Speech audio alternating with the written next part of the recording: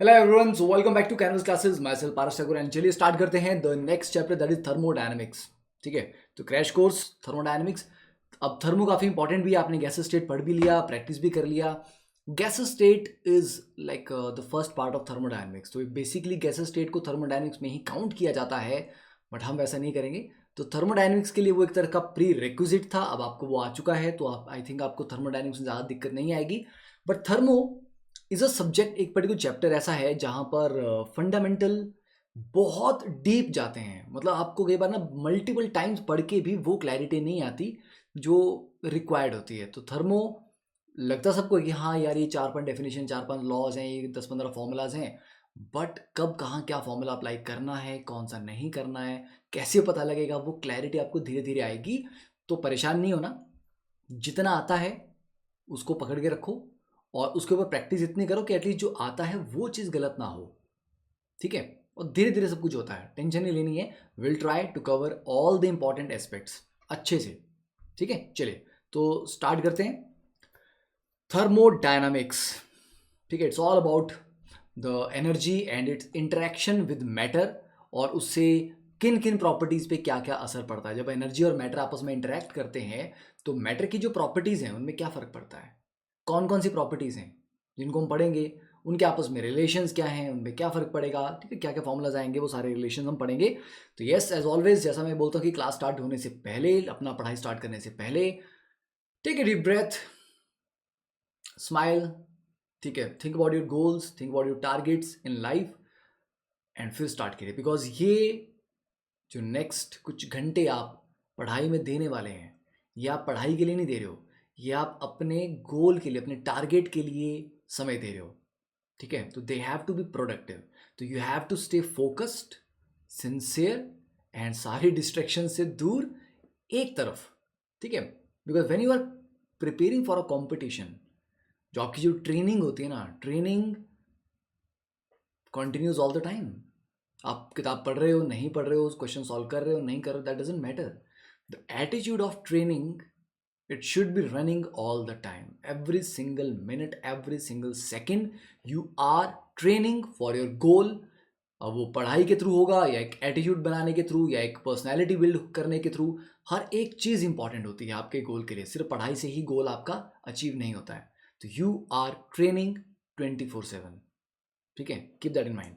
चलिए, तो with a positive mindset and inner peace, ठीक है, स्टार्ट करें। चलिए, तो थर्मोडायनेमिक्स बेसिकली बात करता है, क्या क्या पढ़ते हैं हम थर्मोडायनेमिक्स में।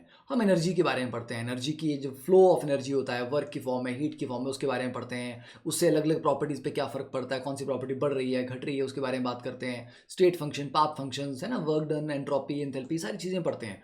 तो बेसिकली हम पढ़ किसके लिए रहे हैं, मतलब हम किसी चीज़ को स्टडी कर रहे हैं। जैसे मान लीजिए मेरे पास ये पानी की बॉटल है, तो ये मेरा सिस्टम है जिसको मैं स्टडी कर रहा हूँ। तो जिसको मेरे को स्टडी करना है कि यार इसमें क्या क्या एनर्जी चेंजेस हो रहे हैं, राइट। तो जिसको मैं स्टडी करता हूँ that becomes my system, and everything else becomes surroundings. तो यूनिवर्स क्या हुआ, सिस्टम प्लस सराउंडिंग। तो सिस्टम तीन टाइप के हैं, क्लोज्ड, ओपन, आइसोलेटेड। क्लोज का मतलब एक कप ऑफ टी ले लो, है ना, एक चाय का प्याला, उसके ऊपर ढक्कन लगा दो, क्या होगा, वेपर अंदर बाहर नहीं जा पाएंगे, पर चाय ठंडी तो हो ही जाएगी ना थोड़ी देर में। तो एनर्जी का एक्सचेंज हो रहा है ना, बाउंड्री के थ्रू एनर्जी एक्सचेंज हो रही है, पर मास का एक्सचेंज नहीं हो रहा, मैटर का एक्सचेंज नहीं हो रहा। ओपन में क्या है, अब ढक्कन को हटा दो तो वेपर्स भी बाहर निकलेंगे चाय के। ठीक है, गर्म चाय है तो ठंडी भी होगी, और वेपर्स का भी एक्सचेंज होगा, मास का भी एक्सचेंज हो रहा है, तो मास और एनर्जी दोनों का एक्सचेंज हो रहा है। और आइसोलेटेड, अब उसको थर्मस फ्लास्क में डाल दो।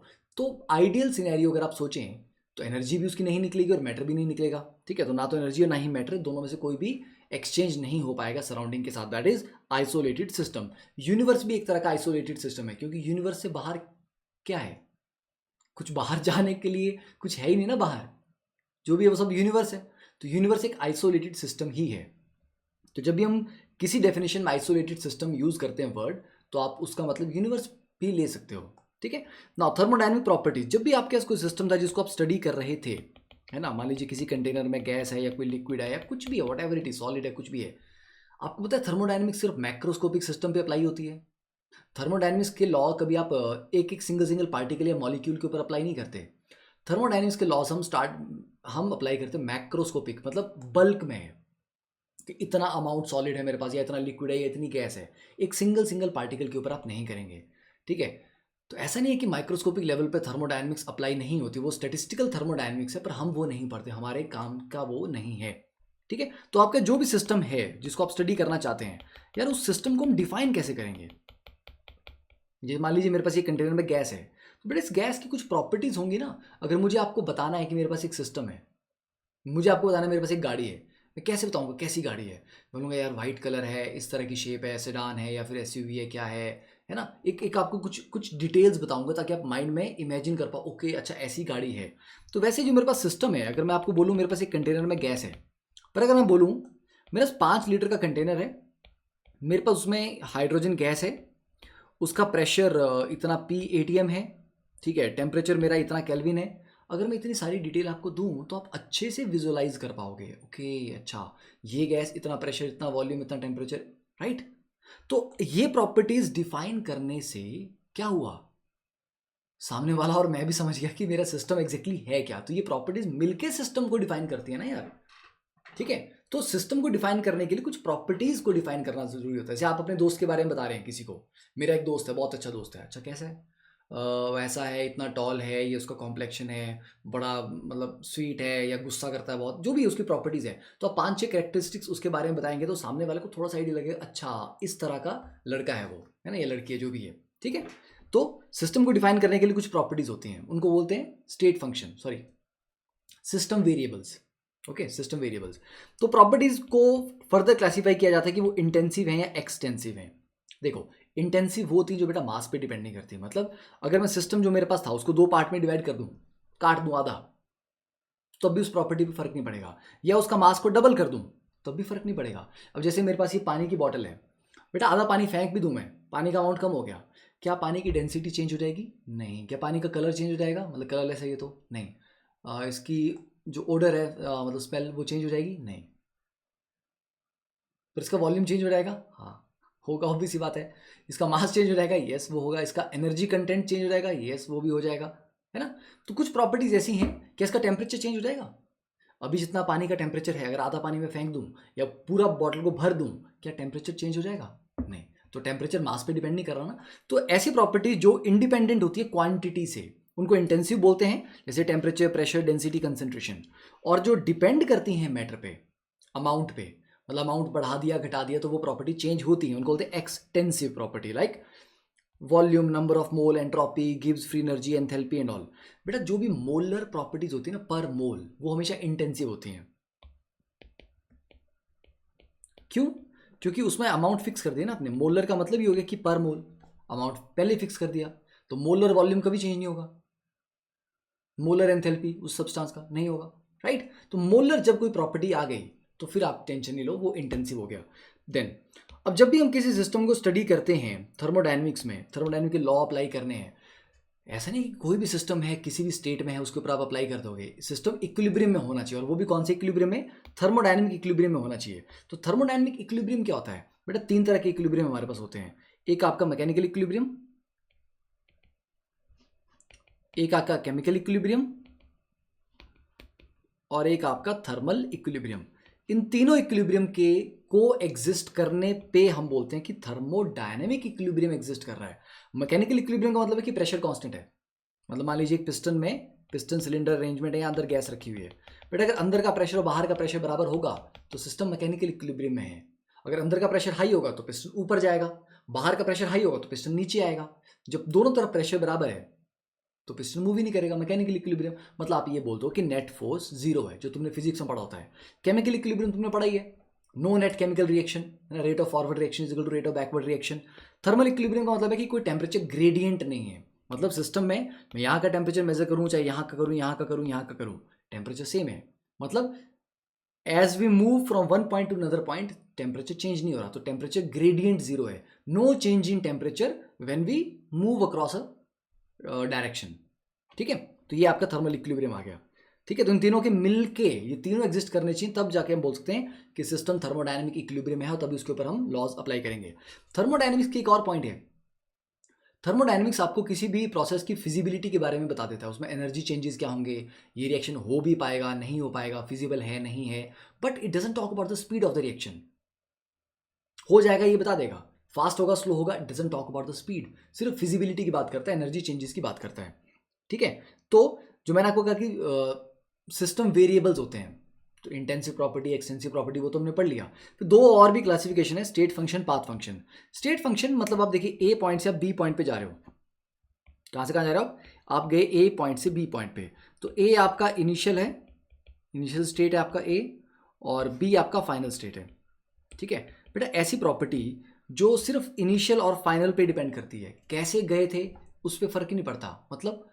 मतलब ये, अगर मैं ये पानी की बॉटल है, जो पानी है इसको गर्म करता हूँ, अभी इसका टेम्परेचर 25 डिग्री सेल्सियस मान लेते हैं, इसको 50 डिग्री सेल्सियस तक गर्म करूँ, ठीक है, तो डेल्टा टी कितना आया, 25, है ना, 25 से 50 किया तो डेल्टा टी 25 का आ गया। अब वो मैं गर्म गैस के ऊपर रख के करूँ, हीटर लगा के करूँ, ठीक है, धूप में रख के करूँ, कैसे करूँ, से क्या फ़र्क पड़ता है, डेल्टा टी तो मेरा 25 ही आएगा ना, अगर मैं 25 से 50 पे लेके जा रहा हूँ उसको। तो मतलब डेल्टा टी जो है, या जो टेम्परेचर है, वो एक स्टेट फंक्शन है, वो सिर्फ इनिशियल और फाइनल स्टेट पे डिपेंड कर रहा है। वो पाथ कौन सा चूज किया मैंने उस पर, उससे फर्क नहीं पड़ता उसको। अब तुम फर्स्ट फ्लोर से ग्राउंड फ्लोर पे आते हो, तुम लिफ्ट लेके आओ, तुम कूद के आओ, तुम सीढ़ियों से आओ, जो चेंज इन हाइट आएगा या change in gravitational potential energy आएगा, दैट इज इरिस्पेक्टिव ऑफ तुम कैसे आए, बस आ गए, दैट्स इट, बात खत्म, है ना। तो जो change in gravitational potential energy आएगा या चेंज इन जो हाइट होगा, दैट इज सेम, तुम किसी भी तरीके से आओ। हाँ, पर अगर वर्क डन की बात करेंगे, बेटा लिफ्ट से आओगे, पैदल चल के आओगे, कूद के आओगे, तीनों केस में वर्क डन अलग अलग होगा। इनिशियल और फाइनल पॉइंट सेम है, बट पाथ चेंज हो गया तो वर्क डन अलग अलग होगा। तो वर्क एक पाथ फंक्शन है। तो ऐसी प्रॉपर्टी जो पाथ फॉलोड पे डिपेंड करती है उनको पाथ फंक्शन बोलते हैं, और जो सिर्फ इनिशियल और फाइनल स्टेट पे डिपेंड करती है उनको स्टेट फंक्शन बोलते हैं। समझे? तो ये बस पॉइंट्स पढ़ लेना, बेसिक आइडिया मैंने आपको दे दिया। ठीक है, या तो पाथ फंक्शन बेटा आपके कौन कौन से हैं? पाथ फंक्शन आपके बेसिकली हीट एंड वर्क, ये दो आपके पाथ फंक्शन है। हीट कैपेसिटी को भी ले सकते हो, सीपीसीवी, है ना, वो पाथ पे डिपेंड कर जाता है। देन थर्मोडायनेमिक प्रोसेसेस, कौन कौन से प्रोसेस हम थर्मोडायनेमिक्स में पढ़ते हैं? देखिए, कांस्टेंट टेम्परेचर वाले को बोलते हैं आइसोथर्मल, टेम्परेचर इसमें कांस्टेंट रहता है, ठीक है, राइट। एडियाबैटिक, जिसमें कोई हीट का एक्सचेंज नहीं हो रहा, ना हीट आ रही है ना हीट बाहर जा रही है। आइसोबारिक, जिसमें प्रेशर कांस्टेंट है। आइसोकोरिक, जिसमें कांस्टेंट वॉल्यूम है। साइक्लिक, कि घूम फिर के भैया वहीं पे आगे। साइक्लिक जरूरी नहीं कि गोल होना चाहिए, साइक्लिक कैसा भी हो सकता है, रैंडम कोई भी शेप, बस जहां से चले थे घूम फिर के वहीं वापस आ जाना है, तो that is called cyclic. Initial और फाइनल स्टेट आइडेंटिकल होती हैं। रिवर्सिबल, रिवर्सिबल और इरिवर्सिबल पे थोड़ी सी कहानी आपको आगे में देता हूँ। रिवर्सिबल इरिवर्सिबल एग्जैक्टली क्या होता है यहाँ पर, चलो ये नोट्स में तो आप पढ़ ही लेना, ठीक है, इसके बारे में आगे थोड़ा सा बात करते हैं। देखिए, तो जब हम प्रोसेसेस की बात कर रहे थे अभी, ये आपका पीवी डायग्राम है, ठीक है। तो यहाँ पर बच्चे आइसोबारिक तो आपका ही हो गया, कांस्टेंट प्रेशर, कांस्टेंट वॉल्यूम हो गया आपका आइसोकोरिक। अब बच्चा आइसोथर्मल और एडियाबैटिक, हमेशा याद रखना एडियाबैटिक का ग्राफ आइसोथर्मल से ज़्यादा स्टीप होता है। मतलब अगर ये आपका आइसोथर्मल है तो एडियाबैटिक इससे ज़्यादा स्टीप होगा। इस तरह से आप इनको आइडेंटिफाई कर सकते हो, ठीक है। तो आइसोथर्मल में टेम्परेचर कांस्टेंट, एडियाबैटिक में कोई हीट एक्सचेंज नहीं होता। तो स्लोप ऑफ एडियाबैटिक कितनी होती है बेटा? Gamma times slope of isothermal. Question भी आया ना कि उससे ज़्यादा स्टीप क्यों होता है? क्योंकि slope of adiabatic is gamma times slope of isothermal, और गामा इज ग्रेटर देन 1, तो मतलब एडियाबैटिक की स्लोप ज़्यादा ही होगी। अच्छा, व्हाट इफ अगर मैं सर अगर हम ऐसे ड्रॉ करें तो, ये तो चलो आपने ऐसे ड्रॉ करा, अगर मैं यहाँ से स्टार्ट करके दो प्रोसेस ऐसे फॉलो करूँ, तब भी जो ज़्यादा स्टीप है वही आपका एडियाबैटिक होगा। एडियाबैटिक की स्लोप ज़्यादा ही होगी आइसोथर्मल से, ठीक है। तो इस तरह से इसको ध्यान में रख लेना। अब एक सिंपल सा क्वेश्चन आपको पूछता हूँ, एक आइसोथर्मल प्रोसेस है, ठीक है, उसके लिए सफिशिएंट कंडीशन क्या है? Sufficient condition for isothermal process, ठीक है। चलिए, delta T is equal to 0 और D T is equal to 0, दो ऑप्शन आपके पास, ऑप्शन ए ऑप्शन बी, ठीक है। चलो एक और भी ले लेता हूँ, temperature is equal to constant. तीन ऑप्शन दे दिया आपको मैंने, ए बी सी। आराम से सोचो, सफिशिएंट कंडीशन जो कंफर्म कर दे कि अगर ये कंडीशन सेटिस्फाई हो रही है तो मतलब आइसोथर्मल पक्का है। अब आप बोलोगे सर तीनों हैं, ओके दैट इज राइट, तीनों आइसोथर्मल के लिए वैलिड तो हैं, बट चलिए मैं आपको बताता हूं, अगर मैं सिर्फ और सिर्फ ये बोलूं कि सिर्फ delta T is equal to zero का मतलब आइसोथर्मल हो गया, कि अगर डेल्टा टी मेरा जीरो आ रहा है तो आइसोथर्मल है, जरूरी नहीं है। क्यों? ऐसा हो सकता था स्टार्टिंग का टेम्परेचर जो था आपने बढ़ाया, घटाया, बढ़ाया, फिर घटाया, फिर यहीं पे आ गया आप, तो इनिशियल टेम्परेचर भी इतना था, फाइनल भी इतना ही है, तो डेल्टा टी कितना हो गया? Zero. But that doesn't mean कि throughout the process temperature change ही नहीं हुआ, टेम्परेचर चेंज हुआ, पर हाँ बढ़ता गया, घटता गया, बढ़ता गया, घटता गया, करते करते वो उसी वैल्यू पे आ गया फाइनली। तो इनिशियल और फाइनल टेम्परेचर सेम था, दैट डजंट मीन कि throughout the course of process temperature change नहीं हुआ था। तो delta T is equal to zero एक सफिशियंट कंडीशन नहीं है। हाँ, अगर टेम्परेचर कांस्टेंट ही रहा है तब डेल्टा टी जीरो होगा, पर डेल्टा टी जीरो है इसका मतलब नहीं है कि टेम्परेचर कांस्टेंट ही रहा था, तो ये अपने आप में एक सफिशियंट कंडीशन नहीं है। D T is equal to zero, हाँ ये एक सफिशियंट कंडीशन है। क्यों? डी टी मीन्स एक स्मॉल इनफाइनाइटेसिमली स्मॉल स्टेप में भी चेंज इन टेम्परेचर जीरो था, तो एक छोटे से स्टेप में भी टेम्परेचर चेंज नहीं हो रहा, तो भैया बड़े स्टेप में कहां से हो जाएगा? ठीक है, तो ये अकेली सफिशिएंट कंडीशन है, और T is equal to constant भी एक सफिशिएंट कंडीशन है, तो ये ध्यान रखना। नाउ रिवर्सिबल और इरिवर्सिबल प्रोसेस, देखिए रिवर्सिबल एक आइडियल प्रोसेस है, रियलिटी में नहीं होता। ठीक है, इरिवर्सिबल मेनली आपको रियल प्रोसेसेस इरिवर्सिबल ही मिलते हैं। रिवर्सिबल तब होता है जब सिस्टम और सराउंडिंग दोनों ऑलमोस्ट ऑलवेज इक्विलिब्रियम में हैं आपस में। मतलब बेटा रिवर्सिबल में जो ड्राइविंग फोर्स और अपोजिंग फोर्स है उनके बीच में बहुत कम डिफरेंस होता है। जैसे कि एक पिस्टन सिलेंडर अरेंजमेंट है, अंदर से गैस का कुछ प्रेशर होगा, बाहर से भी कुछ प्रेशर होगा। ठीक है, बाहर से प्रेशर पी है, अंदर से भी प्रेशर पी है, ओके, तो इक्विलिब्रियम में है। अब अगर इसको कंप्रेस करना है तो बाहर से मैं हल्का सा प्रेशर लगाऊंगा। ठीक है, तो जो बाहर से प्रेशर लगा रहा हूं कंप्रेस करने के लिए उसको फिर बोलूंगा मैं ड्राइविंग फोर्स, क्योंकि उसकी वजह से प्रोसेस चल रहा है। और अंदर का जो प्रेशर होगा वो उसके अगेंस्ट काम कर रहा होगा, वो जाएगा अपोजिंग फोर्स। तो रिवर्सिबल में ड्राइविंग और अपोजिंग फोर्स में बहुत ही छोटा डिफरेंस होता है। मतलब अगर बाहर का पी था तो उसको बढ़ा के आपको कितना करना होगा? पी प्लस या 1.0001 पी, इतना कर लो, हल्का सा बढ़ाओ। हल्का सा बढ़ाने से कम थोड़ा सा प्रेशर बाहर से ज़्यादा आएगा, तो वो हल्का सा मूव करेगा नीचे, फिर रुक जाएगा, क्योंकि अंदर बाहर का फिर बराबर हो गया। फिर बाहर का हल्का सा और बढ़ाओगे, फिर मूव करेगा। तो रिवर्सिबल में क्या होता है, ड्राइविंग और अपोजिंग फोर्स में बहुत कम डिफरेंस होता है। तो आप थोड़ा थोड़ा सा चलते हो, फिर रुकते हो, हल्का सा मूवमेंट हुआ, फिर इक्विलिब्रियम आया, फिर मूवमेंट हुआ, फिर इक्विलिब्रियम आया, फिर आपने बाहर से प्रेशर बढ़ा दिया, फिर मूवमेंट हुआ, फिर रुक गया, फिर प्रेशर बढ़ाया, फिर मूवमेंट हुआ, फिर रुक गया।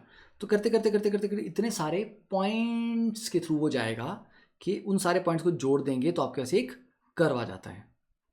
तो ये ए पॉइंट है, ये फाइनल आपका बी पॉइंट है, आप ए से बी जा रहे हो। तो reversible process proceeds through infinite number of equilibrium points. ऐसे छोटे छोटे करते करते करते infinite number of equilibrium points के थ्रू होकर गुजरता है ये। ठीक है, इसलिए आपके पास कर्व हमेशा रहेगा। बट जब आप इरिवर्सिबल की बात करते हैं, ठीक है बेटा, इरिवर्सिबल में कर्व नहीं आता। ठीक है, इरिवर्सिबल में सिर्फ इनिशियल पॉइंट पता होता है आपको और आपको फाइनल पॉइंट पता होता है, क्योंकि आप एकदम से उसको करवा देते हो प्रोसेस। अगर आपने कंप्रेस करना है तो एकदम से, एक्सपेंड करना है तो भी एकदम से, मतलब बीच में कोई इक्विलिब्रियम आता ही नहीं है, समझे? तो इरिवर्सिबल प्रोसेस, तो इरिवर्सिबल प्रोसेस में सिस्टम और सराउंडिंग आपस में इक्विलिब्रियम में ड्यूरिंग द प्रोसेस नहीं होते। स्टार्टिंग में थे, लास्ट में थे, ड्यूरिंग द प्रोसेस नहीं थे। तो इरिवर्सिबल में कभी भी कर्व ही नहीं आता, क्योंकि बीच के कोई पॉइंट आपको पता ही नहीं है। जब पॉइंट ही नहीं पता तो आप कर्व कैसे ड्रॉ कर लोगे? तो इरिवर्सिबल के लिए कभी भी कर्व ड्रॉ मत करना। ड्राइविंग फोर्स और अपोजिंग फोर्स काफ़ी डिफरेंस होता है। और जनरली इरिवर्सिबल प्रोसेस कैसे पता लगता है? एक्सटर्नल फोर्स जो है कांस्टेंट होती है। रिवर्सिबल में एक्सटर्नल फोर्स जो है वो कांस्टेंट नहीं रहेगी, क्योंकि जितनी बाहर की होगी हल्की सी ज़्यादा होगी, रिएक्शन होगा, मतलब प्रोसेस होगा, फिर अंदर बाहर बराबर हो जाएंगे, फिर बाहर का फिर से आपको बढ़ाना पड़ेगा। तो बाहर वाली प्रेशर को आपको धीरे धीरे धीरे धीरे बढ़ाते जाना पड़ता है, उसको कांस्टेंट नहीं रख सकते। ठीक है, तो इरिवर्सिबल में ड्राइविंग और अपोजिंग फोर्स में काफ़ी डिफरेंस होता है। इसमें ये कुछ फाइनाइट नंबर ऑफ स्टेप्स के थ्रू होके जाता है। रिवर्सिबल तो इनफाइनाइट स्टेप्स के थ्रू गया था, ये कुछ फाइनाइट, जैसे यह होता है एक स्टेप में गया, या उससे 2 स्टेप में गया, या 3 में गया, 4 में गया, 5 में गया, like that. All natural processes are irreversible and spontaneous. क्योंकि रिवर्सिबल प्रोसेस एक आइडियल प्रोसेस है, रियलिटी में होता नहीं है, इसको होने में इन्फानाइट टाइम लगता है। ठीक है, बस इतना आपको बताऊंगा, और ज़्यादा डिटेल नहीं, फिर वो थ्योरी का लेक्चर हो जाएगा। Then come zeroth law of thermodynamics. Zeroth law का पर्पस क्या था? देखिए फर्स्ट लॉ सेकंड लॉ वगैरह ये आ चुके थे ऑलरेडी, बट एक चीज मिसिंग थी कहीं ना कहीं। टेम्परेचर को कौन डिफाइन कर रहा है? Temperature is very important property. Temperature को डिफाइन करता है जीरोथ लॉ। ठीक है, कि जब दो सिस्टम थर्मल इक्विलिब्रियम में होते हैं तो उनके बीच में क्या कांस्टेंट होता है? टेम्परेचर। दो बॉडीज आपस में कांटेक्ट में हैं और थर्मल इक्विलिब्रियम में है, तो उसका मतलब है दोनों का टेम्परेचर सेम है। तो जीरोथ लॉ टेम्परेचर को डिफाइन करता है। जीरोथ लॉ के बेसिस पे कैलोरीमेट्री बनी।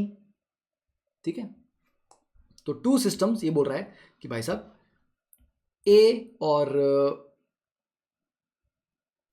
ठीक है, देखो अगर ए और बी भाई भाई हैं और बी और सी भी भाई भाई हैं, तो फिर ए और सी भी भाई भाई हुए। तो ये बोल रहा है ए और बी भाई भाई हैं, बी और सी भाई भाई हैं, तो ए और सी भाई भाई हुए।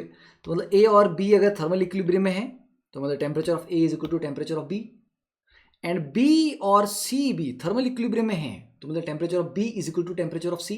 तो बेटा ऑब्वियस सी बात हुई, फिर temperature of A is equal to temperature of C, और ना ये भी आपस में थर्मल इक्विलिब्रियम हुए। बस यही कहानी थी। आप बोलो सर इतना बेसिक? हाँ इतना बेसिक था। तो that is zeroth law of thermodynamics. इसको जीरोथ क्यों रखा गया, फोर्थ लॉ क्यों नहीं बोला गया? क्योंकि it was more fundamental than the other laws, तो उसको पीछे लाना था, सबसे पहले लाना था। फर्स्ट लॉ आ चुका था तो फिर उसको जीरोथ लॉ कहा गया। ठीक है, when we talk about the internal energy, अब नाम से आपको पता है इंटरनल एनर्जी क्या होती है? किसी सिस्टम में कंटेन्ड टोटल एनर्जी। मान लीजिए हमारे पास एक गैसेस सिस्टम है, तो बेटा गैस के पार्टिकल्स के पास क्या क्या होगा? कितनी सारी टाइप्स ऑफ एनर्जी होंगी। मतलब काइनेटिक में भी आपका रोटेशनल, ट्रांसलेशनल, वाइब्रेशनल, ठीक है, मतलब न्यूक्लियर वगैरह, जितनी भी पॉसिबल टाइप्स ऑफ एनर्जीज होती हैं उन सारी एनर्जीज को ऐड कर दो, तब जो एनर्जी बनती है उसको बोलते हैं internal energy of that system. तो total energy content of a thermodynamic system को कहा जाता है इंटरनल एनर्जी। कई जगह इसको ई लिखा जाता है, कई जगह इसको यू लिखा जाता है। आप कभी भी एब्सोल्यूट वैल्यू नहीं मेजर कर सकते, क्योंकि it is sum of so many types of energies कि उन सभी की एनर्जीज की एब्सोल्यूट वैल्यू मेजर कर पाना बहुत मुश्किल है। इसलिए हम कभी भी इसको एब्सोल्यूट वैल्यू नहीं मेजर कर पाते, हम सिर्फ इसमें चेंज कितना आ रहा है वो मेजर कर पाते हैं। Change in internal energy delta U, मतलब अभी ऑलरेडी उसकी यू कितना है मुझे नहीं पता, बट अगर उसमें मैं 50 एनर्जी ऐड कर रहा हूँ तो वो नई कितनी हो जाएगी? You plus 50। तो चेंज कितना आया? 50 का। आई डोंट नो कि फाइनल वैल्यू कितनी हुई है, पर मुझे पता है कि इनिशियल से 50 ज़्यादा हो चुकी है। तो I can only measure the change in internal energy. Ideal gas के लिए इंटरनल एनर्जी बेटा सिर्फ और सिर्फ उसके टेम्परेचर पे डिपेंड करती है। आइडियल गैस की इंटरनल एनर्जी सिर्फ और सिर्फ उसके टेम्परेचर पे डिपेंड करती है, पर रियल गैसेस की इंटरनल एनर्जी वॉल्यूम और टेम्परेचर दोनों पे डिपेंड करती है। ठीक है, तो आइसोथर्मल प्रोसेस के लिए क्या हो जाएगा? आइसोथर्मल में तो टेम्परेचर आपका कांस्टेंट रहता है, तो जब टेम्परेचर ही चेंज नहीं हुआ तो डी यू भी जीरो हो जाएगा। तो आइसोथर्मल प्रोसेस में डेल्टा यू मतलब change in internal energy zero हो रहा है। ओके, प्रोवाइडेड ये कोई फेज चेंज नहीं होना चाहिए, क्योंकि जब आप सॉलिड को मेल्ट करते हो, सॉलिड टू लिक्विड जाता है, वो भी कांस्टेंट टेम्परेचर पे होता है, बट उसमें इंटरनल एनर्जी कांस्टेंट नहीं रहती, क्योंकि आप उसको लेटेंट एनर्जी प्रोवाइड कर रहे हो, लेटेंट हीट प्रोवाइड कर रहे हो। ठीक है, तो ये मत बोलना सर फिर तो मेल्टिंग में भी इंटरनल एनर्जी चेंज नहीं होगी, वेपराइजेशन में भी चेंज नहीं होगी, क्योंकि वहां पर भी टेम्परेचर कांस्टेंट रहता है। नहीं, this is not valid for change of state, क्योंकि वहां पर आप एनर्जी जो सप्लाई कर रहे हैं वो लेटेंट एनर्जी की फॉर्म में सप्लाई हो रही है और स्टोर हो रही है उसके पास। ठीक है, तो ऑब्वियस बात है वेपर की एनर्जी लिक्विड से ज़्यादा ही होती है, टेम्परेचर चाहे बराबर हो। मतलब 100 डिग्री सेल्सियस का पानी और 100 डिग्री सेल्सियस का वेपर, वेपर के पास ज़्यादा एनर्जी है क्योंकि उसके पास लेटेंट हीट ऑफ वेपराइजेशन है। राइट, अब क्योंकि इंटरनल एनर्जी भैया सिर्फ और सिर्फ टेम्परेचर पे डिपेंड कर रही है, अगर टेम्परेचर कांस्टेंट तो ये चेंज ही नहीं होगा। आइडियल गैस के लिए, बाकियों के लिए बात नहीं कर रहा मैं, तो आइडियल गैस के लिए del U by del V at constant temperature कितना हो जाएगा? Del U by del V, इसका मतलब क्या हुआ? इसका मतलब डेल यू मतलब change in internal energy with respect to change in volume keeping the temperature constant. तो बच्चे आइडियल के लिए भी पढ़ा हमने, अगर टेम्परेचर कांस्टेंट है तो इंटरनल एनर्जी चेंज ही नहीं होती, तो डेल यू जीरो हो जाएगा, तो ये पूरी टर्म क्या हो जाएगी? जीरो। सेम चीज़ यहाँ पर भी टेम्परेचर कांस्टेंट है सेकंड वाले में, तो यहाँ तुम इंटरनल एनर्जी को देख रहे हो कि प्रेशर के साथ कैसे चेंज होगी अगर हम टेम्परेचर को कांस्टेंट रखें। तो भैया टेम्परेचर कांस्टेंट रखेंगे तो नहीं होगी ना, तो this is only for ideal gas. ठीक है, क्लियर है ये? तो temperature changes only affect kinetic energy and not potential energy.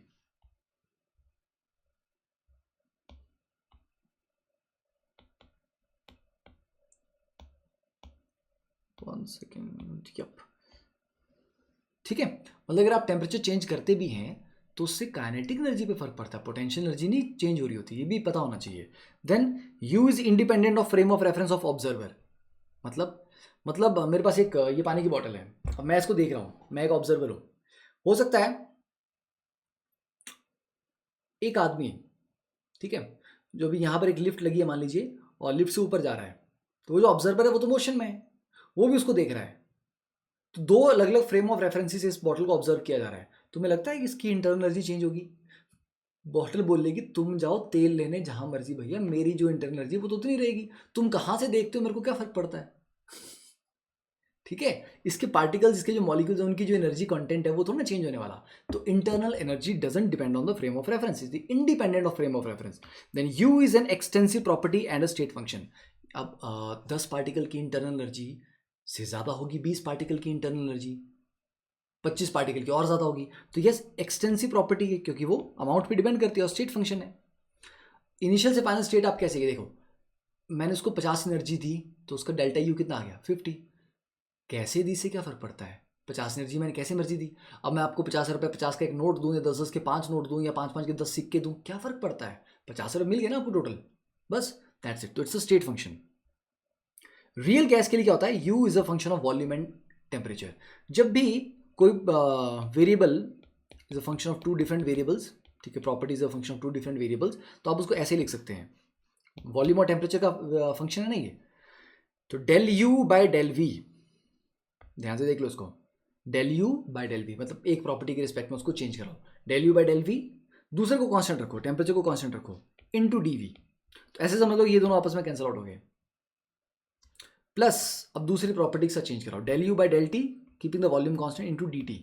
तो आप इसको ऐसे लिख सकते हैं, तो टोटल चेंज जो इंटरनल एनर्जी में आएगा वो दिस प्लस दिस, मतलब टेम्परेचर को कांस्टेंट रख के मेजर करो कि वॉल्यूम के साथ उसमें कितना चेंज आया, फिर वॉल्यूम को कांस्टेंट रख के मेजर करो कि टेम्परेचर के साथ उसमें कितना चेंज आया इंटरनल एनर्जी में। तो ये आप किसी के लिए भी लिख सकते हो, not for internal energy only. जब भी आपके पास इस तरह का रिलेशन दिया गया तो आप इस तरह से उसको एक्सप्रेस कर सकते हैं, ये पता होना चाहिए, ठीक है, डिफरेंशियल फॉर्म जो है इसकी। देन वर्क एंड हीट, देखिए किसी भी सिस्टम को एनर्जी देना या उसे एनर्जी लेना, मतलब एनर्जी एक्सचेंज करने के दो ही तरीके हैं, सीधे से मांग लो, नहीं तो गन पॉइंट पे लेके मांग लो, है ना, ये एनर्जी मुझे दे दे ठाकुर, राइट, नहीं, दो तरीके कौन से हैं, एक हीट है और एक वर्क है। मतलब एक सिस्टम से अगर आप एनर्जी निकाल रहे हैं या उसको एनर्जी दे रहे हैं, तो एक तरीका तो आप हीट की फॉर्म में उसको एनर्जी दे रहे हैं या उससे एनर्जी निकाल रहे हैं, दूसरा तरीका सिर्फ वर्क है। आप लोग सब तीसरा कोई तरीका नहीं है, नहीं, हीट के अलावा जो भी आप कर रहे हो वो वर्क में काउंट होता है। वर्क आपके पास अलग अलग टाइप के होते हैं, elastic work, electrical work, magnetic work, gravitation work, surface tension work etcetera. Work के अलग अलग प्रकार हैं, बहुत सारे फॉर्म्स हैं, तो जो भी आप करोगे हीट के अलावा वो वर्क में काउंट होता है, ठीक है। वर्क सिर्फ फोर्स इनटू डिस्प्लेसमेंट नहीं होता, और भी बहुत टाइप के वर्क होते हैं। तो ऐसा एनर्जी ट्रांसफर, मतलब सिस्टम और सराउंडिंग के बीच में अगर एनर्जी ट्रांसफर टेम्परेचर डिफरेंस की वजह से हो रहा है, उसको हीट कहा जाता है। जब दो बॉडीज के बीच में अलग अलग टेम्परेचर है, एक ठंडी है एक गर्म है, उनके बीच में एनर्जी फ्लो हो रही है, उस एनर्जी फ्लो को हीट कहते हैं, समझे। तो heat is always energy in transit. Stored energy को कभी भी हीट नहीं बोलते। हॉट बॉडी में आप कभी नहीं बोल सकते उसमें ज्यादा हीट है, या कोल्ड बॉडी में कम हीट है। Heat is not a property, body में हीट नहीं होती है, बॉडी में एनर्जी होती है। जब वो एनर्जी फ्लो करती है, उस फ्लोइंग एनर्जी को हीट बोलते हैं। जब तक वो फ्लो नहीं कर रही तब तो उसको हीट बोल ही नहीं सकते, ठीक है। तो हीट कभी भी किसी बॉडी का प्रॉपर्टी नहीं है, इस बॉडी में ज्यादा हीट है, इस बॉडी में कम हीट है, नहीं, वो हम ऐसे बोल देते हैं कैजुअल सेंस में, but it is fundamentally wrong, ठीक है। तो heat is not a property of a system, है ना, body cannot contain heat, it's a path function, it is energy in transit जो मूवमेंट में है। और हीट के अलावा every other way of energy exchange between system and surrounding is called work, जो अलग अलग टाइप के हो सकते हैं। तो जब भी सिस्टम को कुछ मिलता है उसको पॉजिटिव में लेते हैं, हीट उसको मिली, उसको दी गई, उसको पॉजिटिव लेंगे। हीट उसने लूज करी है, नेगेटिव में लेंगे। वर्क उसके ऊपर किया गया, work done on the system, positive लेंगे। Work done by the system, अरे सिस्टम ने खुद मेहनत करी है भैया, तो उसकी एनर्जी घटेगी ना, यस, तो उसको नेगेटिव लेते हैं। जब सिस्टम एनर्जी खर्चता है तो उसको नेगेटिव लेना है, जब वो गेन करता है तो उसको पॉजिटिव लेना है। तो ये आपका हीट और वर्क का साइन कन्वेंशन आ गया। ओके, चलिए next, first law simple, is law of conservation of energy, कि यूनिवर्स में टोटल एनर्जी जो है वो कांस्टेंट रहेगी, एक फॉर्म से दूसरी फॉर्म में कन्वर्ट हो सकती है बट चेंज नहीं हो सकती। तो यूनिवर्स बोल दो या फिर आइसोलेटेड सिस्टम बोल दो, बात तो बराबर है। तो फर्स्ट लॉ ये बोलता है कि एनर्जी कभी भी क्रिएट या डिस्ट्रॉय नहीं की जा सकती, टोटल एनर्जी कंटेंट यूनिवर्स का बराबर है, बस एक फॉर्म से दूसरे फॉर्म में उसको कन्वर्ट आप कर सकते हैं। ठीक है, तो ये हो जाएगा delta U is equal to Q plus work, कि टोटल जो भी इंटरनल एनर्जी में चेंज आएगा, क्योंकि दो ही तरीके हैं, मैंने कहा ना एनर्जी एक्सचेंज करने के दो ही तरीके हैं, हीट और वर्क। तो जो टोटल चेंज आएगा इंटरनल एनर्जी में वो आएगा नेट हीट से कितना चेंज कर रहे हो और वर्क से कितना चेंज कर रहे हो, दैट्स इट। ठीक है, मतलब आपको कहा गया कि यार आपके अकाउंट में ना दो जगह से पैसे आते हैं, एक तो वहां से आते हैं और एक वहां से आते हैं, तो नेट कितना आया होगा, काउंट कर लो, वहां से कितने आए हैं प्लस वहां से कितने आए हैं। जब दो ही तरीके हैं एनर्जी ट्रांसफर के, तो इस तरीके से कितनी आई और इस तरीके से कितनी आई, इन दोनों को ऐड कर लो, that is your total change in internal energy, simple, right. चलो, ये हो गया first law. Now pressure volume, अब मैं देखो बहुत डिटेल में नहीं घुसने वाला, अपन चैप्टर इसके बाद हम क्वेश्चन करेंगे। इस चैप्टर में मैंने क्या एक्स्ट्रा क्वेश्चन आपको करवाने हैं, डीपीपी तो हम करेंगे 45 क्वेश्चन, उसके अलावा 20 और क्वेश्चन मैंने आपको इसमें ऐड किए हुए हैं, ताकि आपको एक ज़्यादा डाइवर्स प्रॉब्लम्स का वैरायटी मिले। ठीक है, और थोड़ा अलग फ्लेवर है, वो 45 क्वेश्चन और 20 क्वेश्चन अलग अलग फ्लेवर के हैं, दोनों को करेंगे, तो इसमें हम 65 क्वेश्चन करने वाले हैं। ठीक है, देखो, तो pressure volume work minus P external delta V होता ही है, आपने पढ़ा ही हुआ है ना। Work is equal to force into displacement, force क्या होता है, pressure per unit area, like that, कर लो उसको फिर, है ना, वो आ जाएगा आपका P external into delta V. ठीक है, oh sorry, force is pressure into area, not pressure पर एरिया, प्रेशर इनटू एरिया। हाँ, तो यार work is minus P external into delta V. Sign convention physics और केमिस्ट्री के थर्मोडायनेमिक्स का अलग अलग है, तो वहाँ कन्फ्यूज मत करना। साइक्लिक प्रोसेस में, अब देखो ये साइक्लिक प्रोसेस है, तो क्या इसमें वर्क डन होगा, हम तो घूम फिर के वहीं आ गए वापस। तो अगर तुम ऐसे गोल गोल घूमते रहो तो क्या तुम थकोगे नहीं, थकोगे ना, यस। तो वर्क एक पाथ फंक्शन है, स्टेट पे डिपेंड नहीं करता कि सर हम तो घूम फिर के वहीं आ गए थे, कैसे वर्क डन हो गया, होगा, वर्क डन होगा यहाँ पे। तो साइक्लिक प्रोसेस में जो नेट वर्क होता है वो क्या होता है, उस पीवी कर्व का एरिया, साइक्लिक है ना ये, इस साइकिल का जो एरिया है that is your work done. ठीक है, जब ये क्लॉकवाइज होता है तो work is done by the system, system ने खर्चा कराया तो वर्क नेगेटिव काउंट होगा, क्योंकि सिस्टम की एनर्जी गई है। काउंटर क्लॉकवाइज जब होता है, देखो यहां पर मैंने एरो कैसे दिए हैं, ये क्लॉकवाइज दिया हुआ मैंने, तो मतलब it is the work done by the system. तो ये जो एरिया आप निकालोगे, ये वर्क जो भी आएगा वट एवर इट इज, की वैल्यू एक्स जूल आ रही है तो उसको माइनस एक्स जूल लिखना, क्योंकि it is done by the system है, तो नेगेटिव लेना है। काउंटर क्लॉकवाइज में it is done on the system, उसके ऊपर काम कर रहा है हम, तो उसको पॉजिटिव लेते हैं। तो अगर काउंटर क्लॉकवाइज होता तो उसकी वैल्यू पॉजिटिव लेते हैं आप, तो ये ध्यान रखना, clockwise negative, counter clockwise positive. ठीक है, अब बात आती है आइसोथर्मल प्रोसेस में वर्क डन कैसा होगा। ठीक है, तो एक काम करते हैं, थोड़ा सा मैं पानी पी रहा हूँ, बहुत देर से लगातार बोले जा रहा हूँ, ठीक है, which is not very good. गले का बैंड बज रहा है।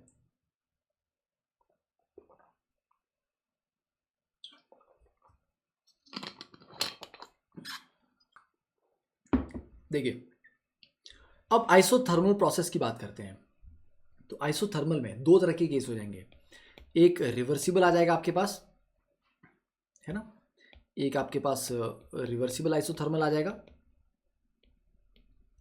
और एक आपके पास इरिवर्सिबल आइसोथर्मल आ जाएगा। ठीक है, आपको पता है ना, रिवर्सिबल आइसोथर्मल का वर्क डन कितना होता है, -2.303 nRT log V2 by V1 और -2.303 nRT log P1 by P2, क्योंकि प्रेशर वॉल्यूम इनवर्सली प्रोपोर्शनल होती है कांस्टेंट टेम्परेचर पे, बॉयल्स लॉ। तो V2 by V1 लिखो या P1 by P2 लिखो, बात बराबर है। ये हो गया रिवर्सिबल का। इरिवर्सिबल में simple -P external into delta we, तो दोनों वर्क डन अलग अलग है, तो ये बड़ा इंपॉर्टेंट है।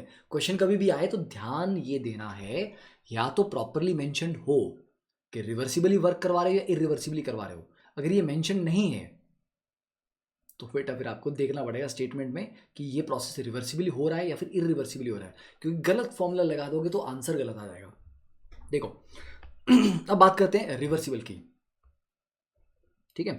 तो let's take the case of isothermal, reversible isothermal expansion की बात करते हैं, ठीक है।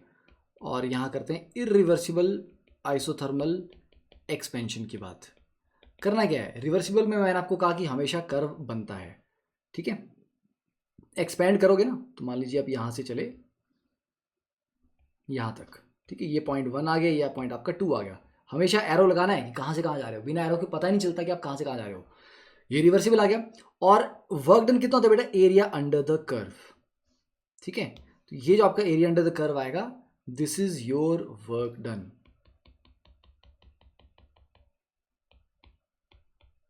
ठीक है। बस ये निकाल लो, तो जो आप फॉर्मूला लगाओगे ना वो एक्चुअली ये एरिया निकाल के देगा आपको, सिंपल। फिर इरिवर्सिबल में क्या होगा, इरिवर्सिबल में वही है, आप 1 से चले और यहाँ पे 2 पे पहुंचे, पर आपको कर्व नहीं आएगा आपके पास, क्योंकि बीच के पॉइंट्स ही नहीं थे आपके पास। तो उसमें P external into delta we कैसे करोगे बेटा, ये तो आ गया आपका V2, ये आ गया V1, तो डेल्टा वी तो आ गया मेरे पास। P एक्सटर्नल कहाँ से लाऊंगा मैं यार, देखो जब आप एक्सपैंड कर रहे हो, एक्सपैंड हुआ क्यों, कोई भी गैस जो थी, ये पिस्टन सिलेंडर अरेंजमेंट है, ये एक्सपैंड क्यों हुआ होगा, क्योंकि अंदर का प्रेशर ज़्यादा था बाहर के प्रेशर से, है ना, इंटरनल प्रेशर ज़्यादा था एक्सटर्नल से। और ये कब तक होता रहेगा एक्सपैंड, जब तक अंदर और बाहर दोनों का प्रेशर इक्वलाइज ना हो जाए बेटा। तो जिस पॉइंट पे अंदर और बाहर का प्रेशर इक्वल हो जाएगा, एक्सपेंशन रुक जाएगी, मतलब फाइनल पॉइंट पे आके एक्सपेंशन रुक जाएगी। तो मतलब फाइनल पॉइंट पे जो प्रेशर है, ये जो पीवी है ना, ये सिस्टम का गैस का प्रेशर वॉल्यूम है, पर फाइनल पॉइंट पे गैस का प्रेशर और एक्सटर्नल प्रेशर बराबर हो जाते हैं। ओके, तो मतलब ये जो प्रेशर है यही तुम्हारा पी एक्सटर्नल है, ठीक है। तो ये आप पी एक्सटर्नल आ गया आपका ये, और ये डेल्टा वी आ गया। तो बेटा P external into delta we कौन सा एरिया निकलेगा आपका, ये वाला एरिया, इतना सा। तो इरिवर्सिबल में क्या करना होता है, फाइनल पॉइंट के कोरिस्पॉन्डिंग एक रेक्टेंगल बना देना है। देखो ये फाइनल पॉइंट था, इसके कोरिस्पॉन्डिंग आपने रेक्टेंगल बना दिया, that area is your work done. तो मेरे को बताओ, अब क्योंकि ये एक्सपेंशन हो रहा है तो एक्सपेंशन वर्क तो नेगेटिव होता है, क्योंकि work is done by the system. But अगर मैं सिर्फ मैग्नीट्यूड की बात करूं, नेगेटिव साइन को छोड़ दो, अगर मैं सिर्फ मैग्नीट्यूड की बात करूं तो मैग्नीट्यूड किसका ज्यादा है, ऑब्वियस सी बात है रिवर्सिबल का ज्यादा है ना। तो अगर मैं magnitude of work reversible isothermal expansion देखूं तो that is greater than magnitude of work irreversible isothermal expansion. Magnitude की बात हो रही है, तो कभी भी स्टेटमेंट ऐसी आती है, calculate the maximum work done by the system during this expansion. वो ये नहीं बोलेगा कि रिवर्सिबल कैलकुलेट करो इरिवर्सिबल, बोलेगा calculate the maximum work done by the system. तो बेटा when it is work done by the system मतलब एक्सपेंशन हो रही है, और work done by the system maximum कब आता है, रिवर्सिबल तरीके से। तो आपको ये वाला फॉर्मूला अप्लाई करके आंसर निकालना है, सिंपल। अब दूसरा केस ले लेते हैं इसका, अब हम लेते हैं कंप्रेशन,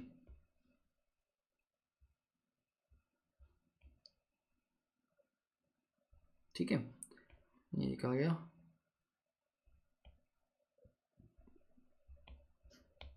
अब हम यहां करेंगे आइसोथर्मल रिवर्सिबल कंप्रेशन, और यहां करेंगे आइसोथर्मल इरिवर्सिबल कंप्रेशन, ठीक है। तो वो initial state final state, compression में ये इनिशियल स्टेट आपकी यहाँ आ जाएगी 1, ये आ जाएगा आपका 2। रिवर्सिबल में मैंने आपको कहा था हमेशा कर्व होता ही होता है, ये कर्व आ गया आपका, ठीक है। और वर्क डन हमेशा एरिया अंडर द कर्व आएगा, ये वाला। और इरिवर्सिबल में क्या होता है, this is 1 this is 2, there is no curve, curve कुछ नहीं है, ठीक है, ओके। बट इरिवर्सिबल में मैंने कहा ना, फाइनल पॉइंट पे जाके इंटरनल प्रेशर और एक्सटर्नल प्रेशर बराबर हो जाते हैं। तो मतलब ये वाला जो प्रेशर है, ये वाला that is your external pressure. तो ये आ गया P एक्सटर्नल, ये आ गया डेल्टा V, तो ये कितना आ जाएगा, रेक्टेंगल बना लो। तो इसके केस में जो वर्क डन आएगा वो आएगा ये वाला rectangle, that is work irreversible. और क्योंकि ये वर्क कंप्रेशन है तो ये तो वैसे पॉजिटिव है, compression is the work done on the system, ये पॉजिटिव है। तो इसके केस में जो वर्क रिवर्सिबल था उसका मैग्नीट्यूड कम हो गया वर्क इरिवर्सिबल से। तो अगर कभी क्वेश्चन में ये स्टेटमेंट आए, calculate the maximum work done on the system, on the system maximum, तो आपको फिर ये वाला निकालना है। फिर इरिवर्सिबल तो फिर P डेल्टा V वाला फॉर्मूला लगाना है, रिवर्सिबल का नहीं। तो ये ध्यान रखना, work done by the system reversible में सबसे ज़्यादा होता है, work done on the system irreversible में सबसे ज़्यादा होता है। ठीक है, करना क्या है, फाइनल पॉइंट को लेके एक रेक्टेंगल बना देना है। सर अगर 2 स्टेप में हो जाए रिएक्शन या प्रोसेस, अगर मान लीजिए इरिवर्सिबल है पर वो हो रहा है 2 या 3 स्टेप में, ठीक है, तो कोई बात नहीं, ये पॉइंट आ गया सर 1, सर ये वाला पॉइंट आ गया 2 और ये वाला पॉइंट आ गया 3। सर तब क्या करेंगे, कोई बात नहीं, 2 स्टेप में हो रहा है ना, 1 से 2 और 2 से 3, ओके कोई बात नहीं। तो 1 से 2 में क्या बोला मैंने, फाइनल पॉइंट की कोरस्पॉन्डिंग रेक्टेंगल बना लो। अब अगर ये हो रही है एक्सपेंशन, क्योंकि एक्सपेंशन ही हो रही है यहाँ पे, तो ये 1 से 2 में 2 फाइनल पॉइंट हो गया, तो ये रेक्टेंगल आ गया। 2 से 3 में फाइनल पॉइंट कौन सा है, 3, तो ये रेक्टेंगल आ गया। इन दोनों का एरिया ऐड कर लो, ठीक है, सिंपल। तो ये केस हुआ एक्सपेंशन का। कंप्रेशन होता तो उल्टा, कंप्रेशन में फिर यहाँ से यहाँ जाते अगर आप, तो ये रेक्टेंगल आता, फिर यहाँ से यहाँ जाते तो ये रेक्टेंगल आता, समझाया, बस वैसे करना, उसके अकॉर्डिंग करना है।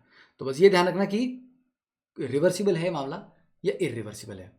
चलो, तो दैट इज 40 मिनट्स हो चुके हैं।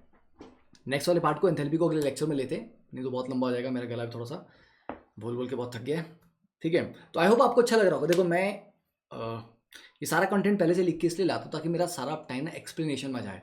तो यहाँ पर अगर बच्चे आप 2 घंटे की थ्योरी देख रहे हो ना, अगर वो 2 घंटे की थ्योरी एक्चुअली 4 घंटे की थ्योरी के बराबर है, क्योंकि अगर मैं हर चीज़ लिखता ऑन द स्पॉट तो 4 घंटे आराम से जाते, आराम से, ठीक है। तो माई एफर्ट इज कि आप लोगों का मिनिमम टाइम लगे और आप मैक्सिमम चीज़ एब्जॉर्ब करो, मैक्सिमम टॉपिक्स कवर करो। नहीं तो जनरली क्या होता है, लोग क्रैश कोर्स में इतनी फॉर्मेलिटी करके निकल लेते हैं कि 10-15 फॉर्मूला बता दिए और 20-25 क्वेश्चन करवा दिए, डन। ऐसे नहीं होता है, you have to cover each and every important part at least. और जो कुछ इंपॉर्टेंट डेरिवेशन है वो पूरी डेरिवेशन बतानी होती है ताकि बच्चे को कॉन्फिडेंस आए। ये नहीं अरे यार ये तो उड़ता उड़ता गया। तो क्रैश कोर्स में मैक्सिमम बच्चों को तो कॉन्फिडेंस उल्टा खत्म हो जाता है, ये तो कुछ भी समझ नहीं आ रहा, ठीक है। तो इसलिए थोड़ा ध्यान से पढ़ना, साथ में किताब लेके पढ़ना, और अच्छा लगे तो बाकी दोस्तों को भी बताना है इसके बारे में, ठीक है। चलिए मिलते हैं नेक्स्ट लेक्चर में, बाय।